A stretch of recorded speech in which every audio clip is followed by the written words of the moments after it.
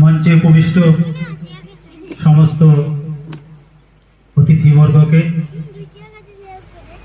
এবং আমার প্রিয় ছাত্রছাত্রী, অভিভাবক অভিভাবকগণ এবং এলাকার সমস্ত গ্রামবাসী বৃন্দকে আমাদের কোচিং সেন্টারের পক্ষ থেকে স্বাগত জানাই। আমরা কয়েকজন শিক্ষিত ছেলে মিলে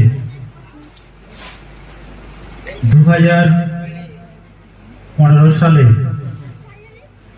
এই কোচিং সেন্টারটি গড়ে তুলেছিলাম। তখন আমার সঙ্গে ষষ্ঠীধর তুরি দাস, শালুকার সুকুমার দেবসিংহ,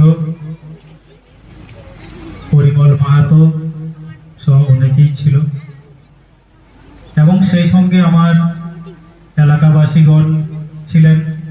তৎকালীন কলাইমুড়ি নেতাজি সুভাষ বিদ্যালয়ের পরিচালন কমিটিতে যারা ছিলেন এবং প্রধান শিক্ষক যিনি ছিলেন, তারা প্রত্যেকেই আমাদের এই উদ্যোগকে মান্যতা দিয়েছেন এবং স্কুল গৃহকে মর্নিং সেশনে ব্যবহার করার অনুমতি দিয়েছেন।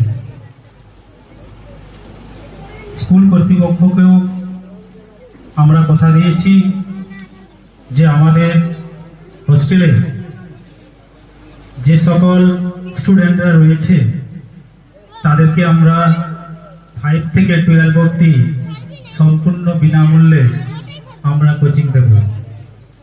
এখনো পর্যন্ত আজকে এই 10 বছর পূর্তি হচ্ছে, আমরা সেই পরিষেবাটি দিয়ে আসছি। মূলত আমাদের উদ্দেশ্য ছিল যে শহরাঞ্চলে যাদের মোটামুটি অর্থনৈতিক অবস্থা ভালো, তারা তাদের ছেলে মেয়েদেরকে প্রতিটি বিষয়ে স্পেশাল টিচারদের দিয়ে তারা তৈরি করে নিচ্ছেন।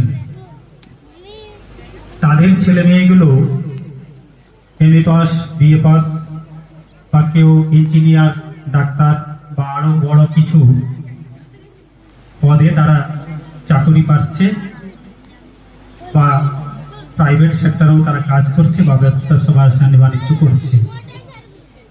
কিন্তু আমাদের এই জঙ্গলমহলে প্রত্যন্ত গ্রামের যে ছেলেমেয়েরা,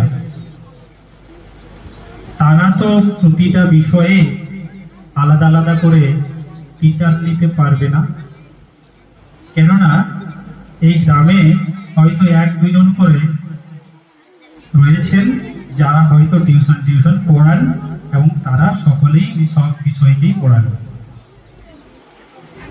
তাতে করে ওই টিচার পক্ষ এই কাজটা খুব কঠিন হয়ে যায় যে একাই সব বিষয়কে দেখানো। তাই শহরাঞ্চলের ছেলে মেয়েদের কাছে আমাদের ছেলেমেয়েরা যাতে পিছিয়ে না পড়ে, তারাও যাতে কলাইমুড়িতেই ওই পরিষেবাটা পেতে পারে, তার জন্য প্রতিটি বিষয় ভিত্তিক শিক্ষকের ব্যবস্থা আমরা প্রথম থেকেই করেছি এবং এখনো পর্যন্ত রয়েছে।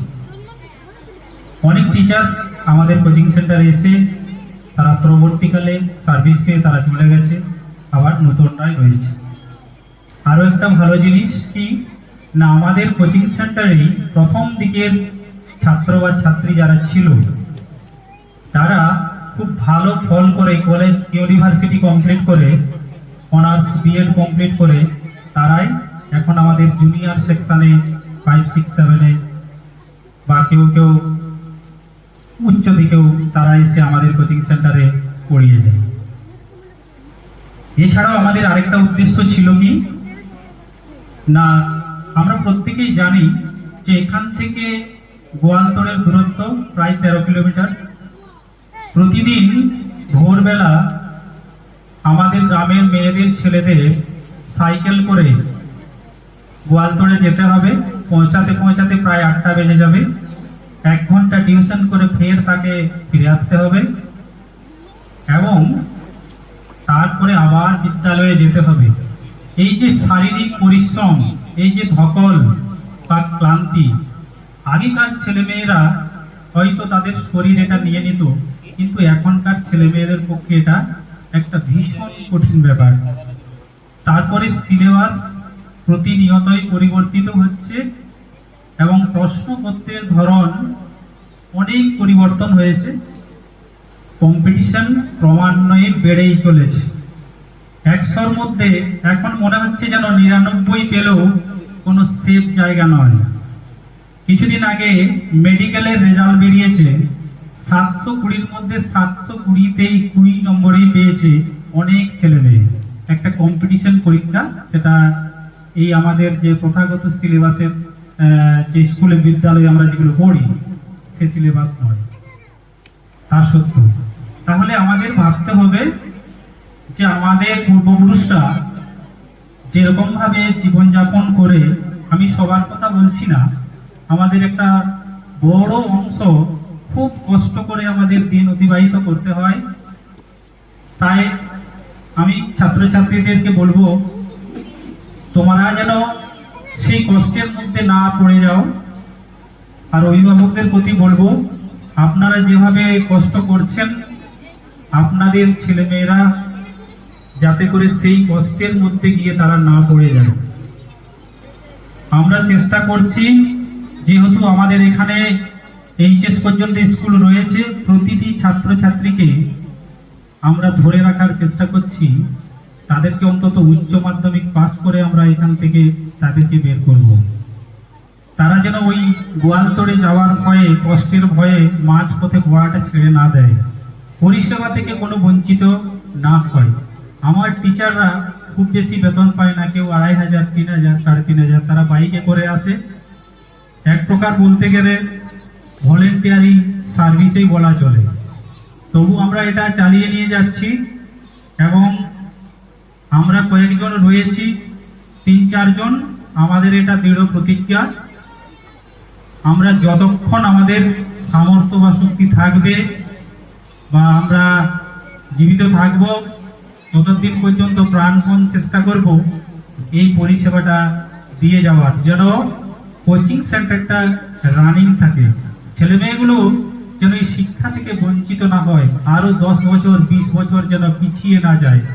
মানুষের কাছে তারা যেন প্রতারিত না হয়। একটা ব্যাংকে গিয়ে কাউকে 10 টাকা দিয়ে যেন ফর্ম ফিল আপ করতে না হয়, কোনো একটা চিঠি আসলে লোককে দিয়ে যেন পড়াতে না হয়।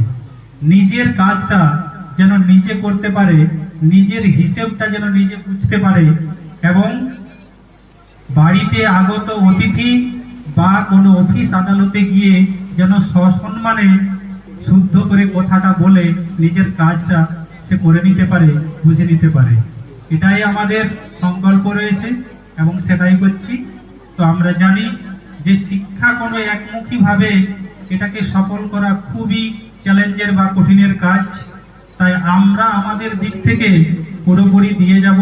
আমি টিচারকে সর্বক্ষণে বলে যাই, ওরা অনুগত, ওরা কথা শোনে এবং ওরা চেষ্টাও করে।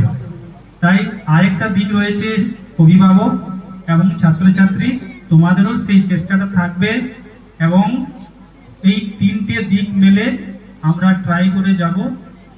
শিক্ষা ছাড়া আমরা এই পরিবর্তনটা করতে পারবো না, আমাদের জীবনের মানের কোনো পরিবর্তন হবে না।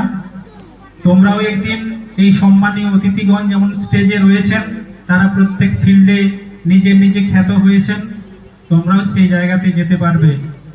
তাই আমি তোমাদেরকে বলছি, তোমরা মন দিয়ে পড়াশোনাটা করো, গুরুজনদের অবশ্যই শ্রদ্ধা করবে, বাবা মার কথা মেনে চলবে, টিচারদের কথা মেনে চলবে। আমি আর বিশেষ কিছু বলছি না।